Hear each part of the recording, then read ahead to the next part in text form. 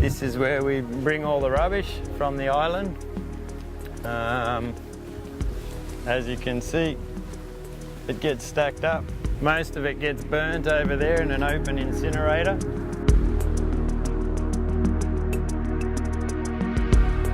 You know, they still do this, and we're Australians throwing all this stuff away. Mm-hmm. And if you have a look where it's going. All end up in our ocean. That's in our ocean right there. Yeah, this lagoon. Well, it's pretty easy to see the plastic here on the Cocos Islands. We have, on our beach inside the lagoon there, we get a lot of floating plastic, like the little packets of things washing up on the beach. If you go to the ocean beach, they'll see all of the thongs and the things washed up. There's no clean-up solution, really. I'm sure that, on some big scale, it would just continue to come. What it needs to do is stop at the source. And until that happens, it'll just continue to come. So really, it'll build and obviously destroy all the creatures in the ocean eventually. Watch this. Oh. Okay, cheap kids. Yeah. Cheap kids roller skate. There's the other one. Rusted out, it broke, throw it away. Yeah.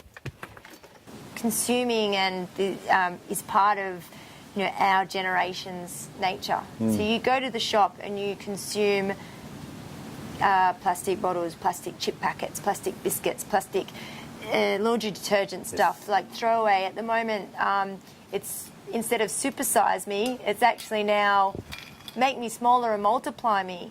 And this is how they sell things in Asia at the moment. And we live on the Cocos Islands, how many thousands of kilometres away from Asia? What they're doing in Asia now is they're actually selling water in these small plastic bags. And they're washing up here empty. They've got a plastic little tie, they're plastic, but what they do is they come onto the beach where we kite surf, empty. And they look like the jellyfish. Which turtles eat. Upside down, look at that. Yep. If that was empty, for $15, you can I give these away, or you can buy them.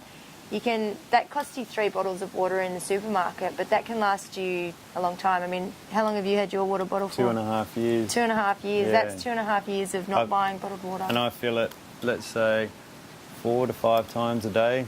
So that's a massive saving, just financially and environmentally. That works out at almost 2,500 plastic bottles of water I would have drunk in that time, in the last 2.5 years. So we're not a big island. It's only like a few kilometres long, a few hundred people that live here, and we don't have the resources to take the rubbish off the island or send it back to Australia.